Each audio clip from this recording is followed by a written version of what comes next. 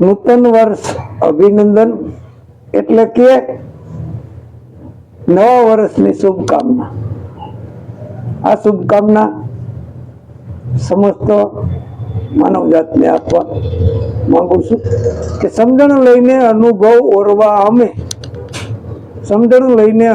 ઓરવા અમે જાગૃતિ ઓરી છે. નિપજ એ છે કે તમારા જેવા સાહક અને આશિક મિત્રો અમોને મળ્યા છે. તારીખ 22/10/2025 વિક્રમ સંવત 2082 ને બુધવારના સુપ્રભાતે શરૂ થતું નૂતન વર્ષ વાલા મિત્રો અને સમસ્ત માનવ જાતને લાભદાયી બની રહે એ જ અમારી પ્રાર્થના. આદાસ લક્ષ્મણના